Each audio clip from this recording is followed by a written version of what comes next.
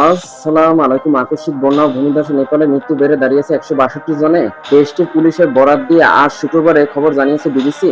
পুলিশের এক বিবৃতিতে জানানো হয়েছে ৬৪ জনের মরদেহ চিতওয়ান জেলার ভাটি অঞ্চল থেকে এবং আরো ২৬ জনের মরদেহ পূর্ব নাওয়ালপরাসি থেকে উদ্ধার করা হয়েছে। গতকাল বৃহস্পতিবার তিব্বত সীমান্তের কাছে নেপালের রসুয়া ও পার্শ্ববর্তী কয়েকটি জেলার আকস্মিক বন্যা ও ভূমিধসের ঘটনা ঘটে।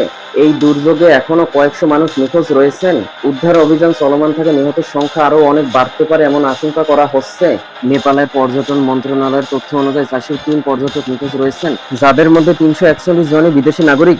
নিখোঁজ বিদেশিদের মধ্যে বড় একটি অংশ ভারতের। এছাড়া যুক্তরাষ্ট্রের ৫৪ জন, অস্ট্রেলিয়ার ৩৪ জন এবং যুক্তরাজ্যের ৩৩ জন নাগরিক রয়েছেন। নেপালের প্রধানমন্ত্রী বালেন্দ্র শাহ এই প্রাণহানির ঘটনায় শোক জানিয়েছেন। ক্ষতিগ্রস্ত এলাকাগুলোতে প্রায় ৮ টন ত্রাণ সামগ্রী পাঠানো হয়েছে।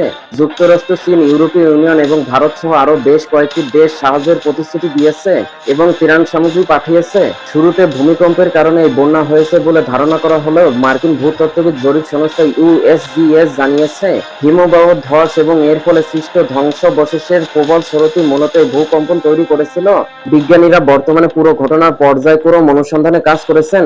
হিমালয় জলবায়ু পরিবর্তনের প্রভাবে বরফ গলার গতি বাড়লেও এই আকস্মিক দুর্যোগের পিছনে এর সরাসরি সম্পৃক্ততা নিয়ে এখনই চূড়ান্ত কোনো সিদ্ধান্তে পৌঁছানো সম্ভব হচ্ছে না বলে তারা মনে করেছেন। এদিকে চীনের রাষ্ট্রীয় সংবাদ মাধ্যম সিসিটিভি আজ সকালে জানিয়েছে, তিব্বতের গিলং কাউন্টিতে বন্যা ও ভূমিধসের ঘটনায় নিখোঁজ মানুষের সংখ্যা বেড়ে ৬৫৮ জনে দাঁড়িয়েছে।